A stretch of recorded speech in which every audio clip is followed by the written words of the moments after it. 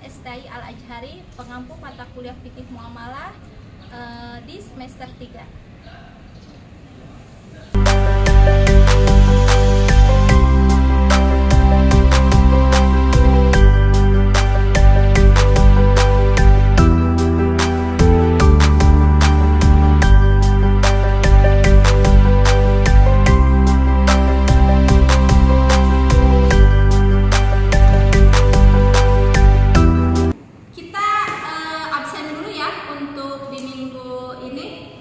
Oke, siapa yang nggak hadir? Oke, baik, saya absen dulu ya. Bagi yang hadir silakan cupet tangan terlebih dahulu. Reki Ilham, Siti Nuraisa, Sri Ajija, Tri Widodo. Di minggu kedua setelah minggu pertama di semester ganjil ya. Sehat ya teman-teman semuanya, siap untuk mengikuti perkuliahan hari ini? Oke, kalau siap begitu. Kemarin terkait dengan kita membahas materi jual beli ya.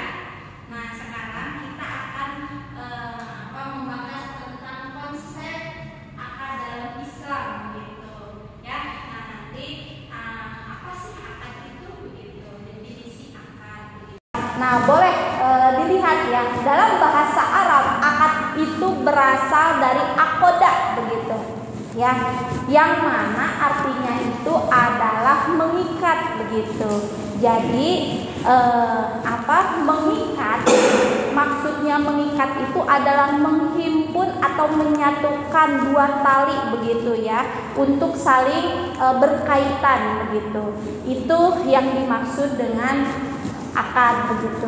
Jadi dalam istilah bahasa Indonesia begitu ya, akad itu adalah sama dengan perjanjian begitu. Ada kan hukum perjanjian begitu ya.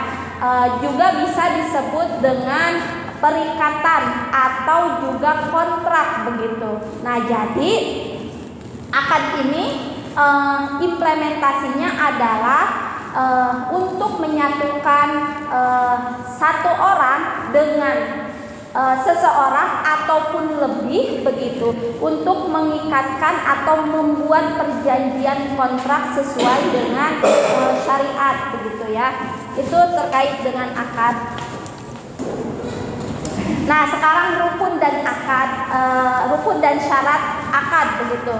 Nah setiap orang yang berakad harus memenuhi rukun dan syarat. Nah, jika salah satu rukun dan syarat tidak terpenuhi, maka akadnya akan menjadi batal begitu.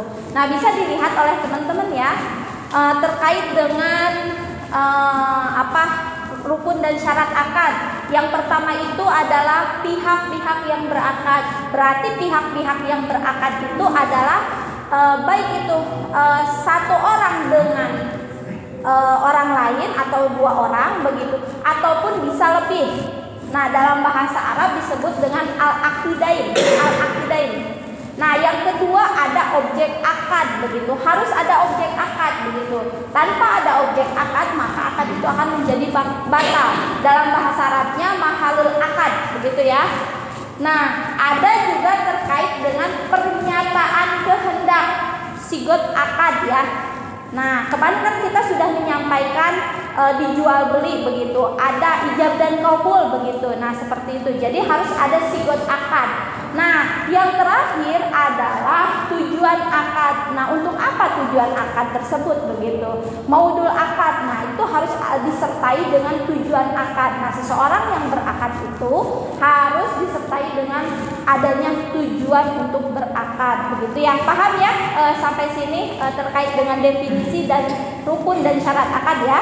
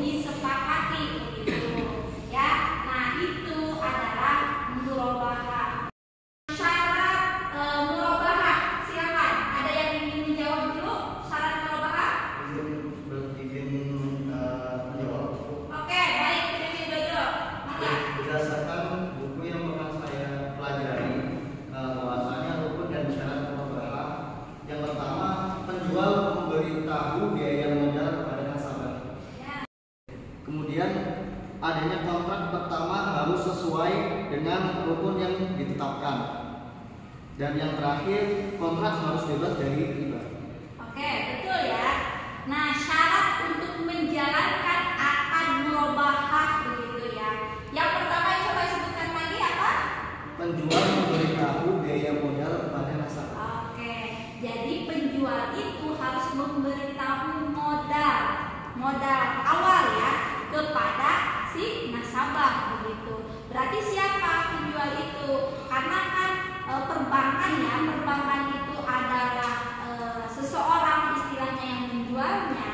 Nah, pihak nasabah dia yang ingin membelinya begitu. Jadi si perbankan itu dia harus memberitahu modalnya itu sekian loh begitu ya. Nah, nanti itu disepakatilah oleh si nasabah. Oke, yang kedua apa tadi Widodo? Yang kedua, kontrak pertama harus sesuai dengan rukun yang telah ditetapkan. Nah, kontrak pertama harus sesuai dengan rukun yang telah ditetapkan. Berarti kan tadi ya akad itu hukumnya itu harus terpenuhi begitu ya.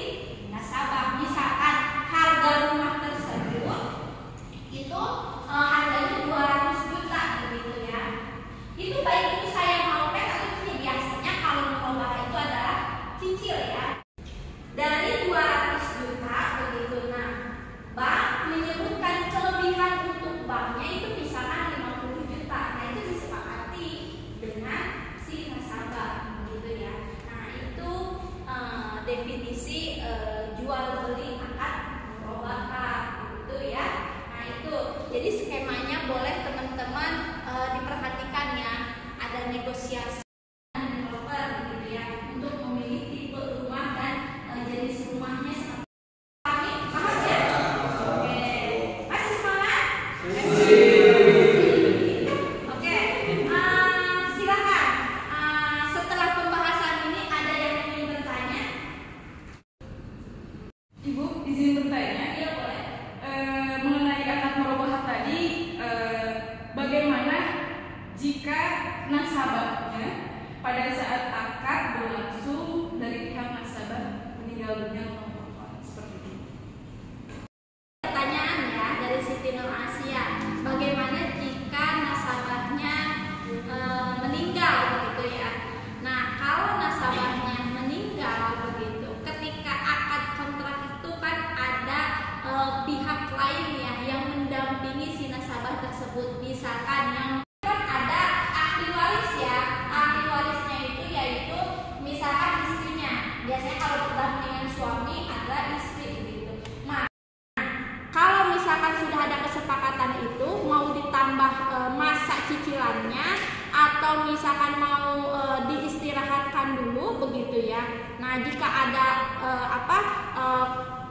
antara nasabah dengan perbankan itu jika sudah ada komunikasi itu boleh. Nah tapi itu boleh digugat oleh perbankan begitu ya. Dan adalah pihak ahli waris yaitu siapa? Istrinya begitu ya. Nah itu bisa dipahami kan ya. Nah beda lagi jika misalkan seseorang itu pailit, si nasabah itu pailit ataupun bangkrut begitu. Nah jika nasabah bangkrut begitu ya, maka siapa yang bertanggung jawab? Nah biasanya perbankan itu memberikan spare ataupun waktu begitu. Apakah cicilannya akan tahunnya ataupun masa cicilannya lamanya akan ditambah atau silakan. Kaitan dengan akad murabahah yang memang identik dengan sistem bagi hasil, itu sistem bagi hasilnya seperti apa? Oh, ya. Nah perbankan kalau implementasinya di perbankan syariah itu dia sebagai sohibul mal. Jadi yang memiliki apa? Yang memiliki dana begitu. Nah mudoribnya berarti mudoribnya itu si nasabah yang menjalankan usahanya begitu ya. Nah mudorobah itu ada dua, ada mudorobah mutlaqoh, ada mudorobah muqayyadah. Usahanya itu ditentukan gitu ya. Kalau muqayyadah itu usahanya tidak ditentukan gitu. Jadi si nasabah itu sebagai pengendali usaha begitu ya. Nah bagi hasilnya dari mana? Dari kesepakatan yang telah disepakati. Oke. Kalau cukup begitu, kita